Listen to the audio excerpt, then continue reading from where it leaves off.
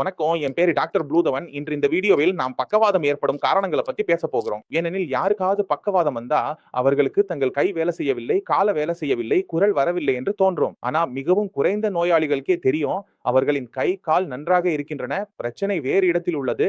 அது அவர்களின் நரம்பு அமைப்பில் தான் உள்ளது. இப்போ நரம்பு அமைப்பில எந்தெந்த உறுப்புகள் அடங்கும்? உங்க மூளை, உங்க முதுகெலும்பு, ஸ்பைனல் கார்டு ஆகியவை முக்கியமா அடங்கும். எந்த வகையிலாவது உங்கள் மூளைக்கு அல்லது முதுகெலும்பு நரம்புக்கு சேதம் ஏற்பட்டா, உங்கள் நரம்பு அமைப்பு உங்கள் தசைகளை கட்டுப்படுத்த முடியாம போகும். உதாரணமா, உங்கள் கையை இயக்கும் மூளையின் அந்த பகுதியை சேதம் செய்து விட்டா என்ன விளைவா இருக்கும்? கை சரியாக இருக்கிறது, எலும்புகள் சரியாக இருக்கின்றன, தசைகள் சரியாக இருக்கின்றன. ஆனால் மூளையிலிருந்து அதை நகர்த்தும் சிக்னல் வரவில்லை. அதனாலதான் எப்போது பக்கவாதம், லக்வா வந்தாலும் எம்ஆர்ஐ, சிடி ஸ்கேன் போன்றவை செய்யப்படுகின்றன. மூளையில் எந்த வகையான சேதம் ஏற்பட்டுள்ளது என்பதை பரிசோதிக்கத்தான் இது செய்யப்படுகிறது. இப்போது நீங்கள் நினைப்பீர்கள், சேதத்துக்கும் வகைகள் இருக்குமா என்று. ஆமா, கண்டிப்பாக. மூளையில் ஏற்படும் சேதத்துக்கும் பெரும்பாலும் 2 வகைகள் உள்ளன. மூளையின் உள்ளே ரத்த ஓட்டத்துல எப்போது கிளாட், கட்டிகள் வந்துவிட்டால் ரத்த ஓட்டம் நிற்கும். ஒரு பகுதி அடையாம போய்விடும். ரத்தம் செல்லவில்லை என்றா ஆக்சிஜன் செல்லவில்லை, உணவு செல்லவில்லை.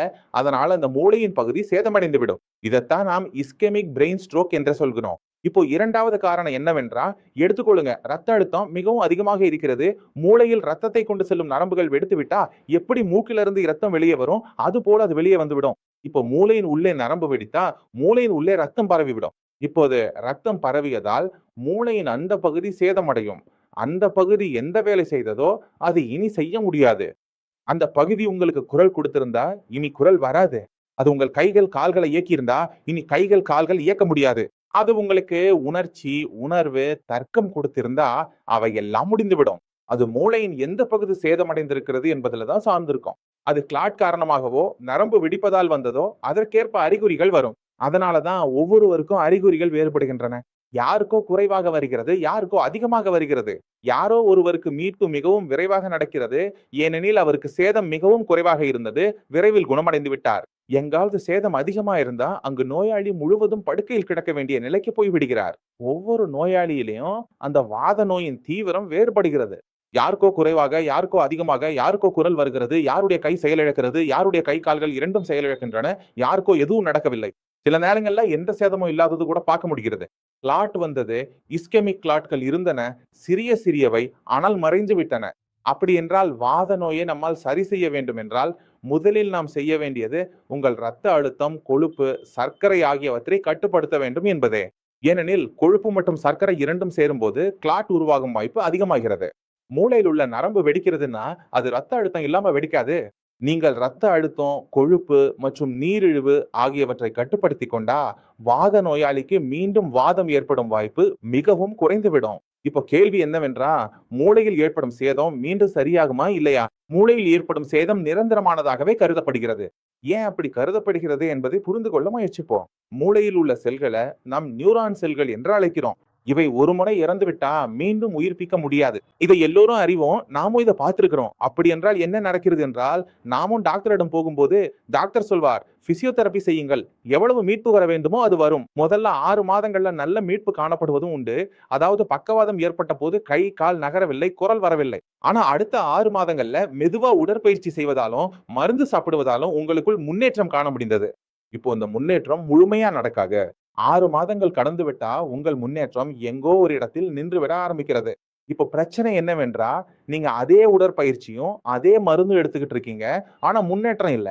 நீங்க இன்னும் நடக்கவும் சுதந்திரமாக நகரவும் முடியவில்லை என்றால், அப்படி 6 மாதங்கள் கடந்துவிட்ட இடங்கள்ல மீட்பு காலம் நின்று விட்டால் அங்கு நோயாளியை மீண்டும் முன்னேற்றம் பெற செய்ய இதையே சரி செய்ய வேண்டும்.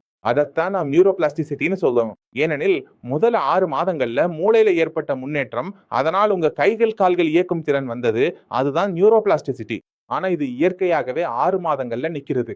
இப்போது இந்த நியூரோபிளாஸ்டிசிட்டி என்ன, அதையும் புரிஞ்சுக்குவோம். உங்க உடல்ல எங்கேயாவது வெட்டுக்காயம் ஏற்பட்டா அந்த காயம் தானாகவே ஆறிவிடும். நீங்க சுத்தமாக வைத்திருக்க வேண்டும், பட்டி போட வேண்டும், கிரீம் தடவ வேண்டும், காயம் தானாகவே ஆறும். எலும்பு முறிஞ்சாலும் அது கூட தானாகவே ஆறும். நாம் அதை பிளாஸ்டர் போட்டு வைத்திருக்க வேண்டும் இல்லையா? நேராக வைத்திருக்க வேண்டும். அப்பொழுதுதான் அது ஒன்றாக சேரும். மூளைக்கு சேதம் ஏற்பட்டா மூளையும் தானாகவே மீண்டு கொள்கிறது. இந்த தானாகவே குணமாகும் திறனை, அதாவது மூளை தன்னை தானாகவே சரி செய்யும் திறனை நாம் தான் நியூரோபிளாஸ்டிசிட்டின்னு அழைக்கிறோம். இதுல என்ன நடக்கிறதுன்றா, மூளையின் செல்கள் இறந்துவிட்டால் அவை இறந்தவாறே இருக்கின்றன. ஆனா மற்ற செல்கள், உயிருடன் இருக்கும் செல்கள், அவை தங்களுடைய செயல்திறனை அதிகரிக்கின்றன. மூளை இந்த நியூரோபிளாஸ்டிசிட்டிய உங்களுக்கு லக்வா பேரலிசிஸ் ஏற்பட்ட பிறகு அடுத்த 6 மாதங்கள் மிகவும் சிறப்பாக செய்கிறது. ஆனா 6 மாதங்கள் கடந்தவுடன் இந்த முன்னேற்றம் தானாவே நிற்கிறது. நாம் முன்பு செய்து கொண்டிருந்ததை போல நாம் கோவிலுக்கு போனாலும், குருத்வானாவுக்கு போனாலும், மருந்து எடுத்தாலும், பிசியோதெரபி செய்தாலும் இந்த முன்பு செய்த வேலைகள் இப்போது செய்யப்படுவதை நிறுத்தி விடுகிறது. நோயாளிக்கு இப்போது இதிலேயே வாழ்க்கையை நடத்த வேண்டியதா இருக்குமோன்னு தோன்றுகிறது. ஆனா அது உண்மை அல்ல. நாம் எந்த ஒரு முறையிலாவது நியூரோபிளாஸ்டிசிட்டியை தொடங்க முடிந்தா நோயாளியில் விரைவான மீட்பு காண முடிகிறது. நீங்கள் இந்த நோயாளிகளுடன் பார்த்து அறியலாம். அப்படி என்றால் பழையதிலிருந்து பழைய பக்கவாதமும் நன்றாக ஆக ஆரம்பிக்கிறது என்பதை நீங்கள் பார்த்தீர்கள். ஆனா இதற்காக நியூரோபிளாஸ்டிசிட்டியை துவக்க வேண்டும். இப்போது மருந்து மட்டும் எடுத்தா போதாது. நீங்க உடற்பயிற்சி செய்ய வேணும். மேலும் நல்ல உணவு சாப்பிட வேணும். இப்போது என்ன சாப்பிட வேண்டும், என்ன உடற்பயிற்சி செய்ய வேண்டும் என்பவை ஒரு பெரிய தலைப்பாகும். அதை நான் எதிர்கால வீடியோக்கள்ல விவரமா பேச விரும்புகிறேன். இதனுடன் உங்களிடம் விடைபெற